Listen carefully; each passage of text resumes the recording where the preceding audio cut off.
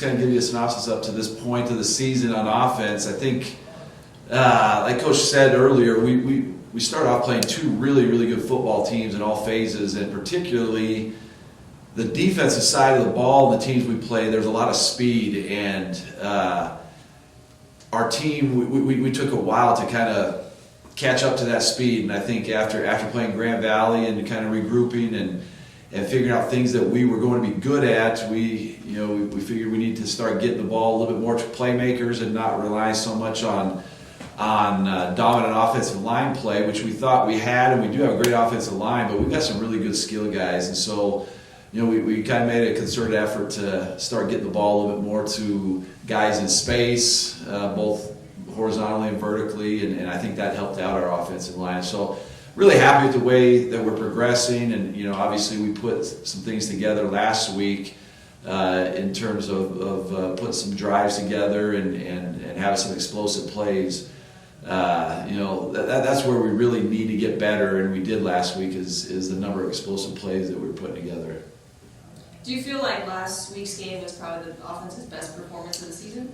You know what, it was, in the sense that our playmakers finally started showing what they were able to do.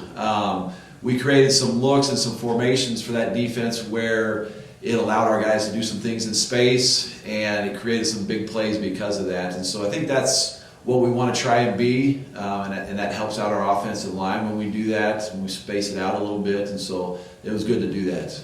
And Coach Riston talked about the physicality of CMU. Is that something when you're preparing you have to take into account during your preparation this week? Yeah, they're a good football team. I've known Tremaine for a long time, being down in Texas, and just knowing the type of defense, the type of mentality he brings to his football team. I know we've got to be ready to match their physicality. They're going to be a tough crew, and watching them on defense, they're very fast, and so I think they're a team in our conference that matches up pretty well with some of our skill that we have, and so we've got to create some things formationally and things like that where we can take advantage of what we have on our team.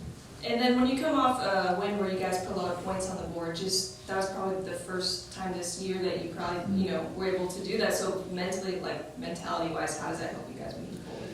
Just a confidence thing. When you start the season off the way we did with two really, really quality opponents, and you don't move the ball quite the way that you wanted to, you start to second guess yourself, whether you're a player, a coach, whatever the case is, just the way that the first two games went. And so to be able to just kind of keep on plugging along and doing the things that we know we do well, it was good to see those things function well and work properly. Yeah. Coming back to CSU Pueblo, I know the expectations you might have had for this team, and like she said, that was your guys' best offensive game thus far. Is that the expectation that you guys have and the potential of being a team that can put up 40-plus points a game? It is. When I was here in 13 and 14, we had some exceptional players on offense. We had great defense also, which, that's why we won the national championship, is because we were good on both sides of the ball.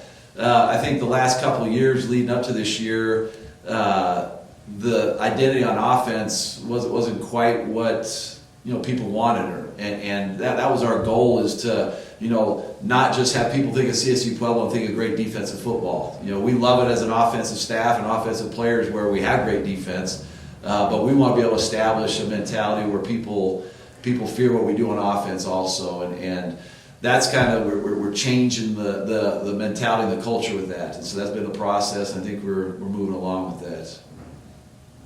Coach, you've gotten you saw what you could get out of your playmakers last week, and Michael Roots becoming a player that a lot of people expected him to be. 14 carries, 145 yards, no yards lost on the entire day. And then as a senior, and then on the other side, you also had freshman Andrew Cook really explode with an 83-yard reception touchdown. Longest of the season, longest in a while for CSU Pueblo. What can you say about these guys stepping into their roles as younger playmakers, and then stepping into their roles as the season goes on? Right.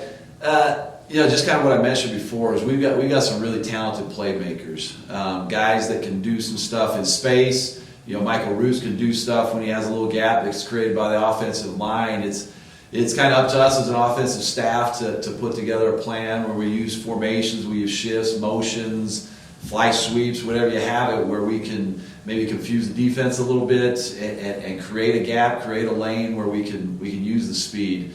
Getting back to the earlier question about our offensive mentality, I think our staff has done a great job recruiting over the last couple of years in getting talent in here and explosive guys in here that allow us to be able to have some of those explosives.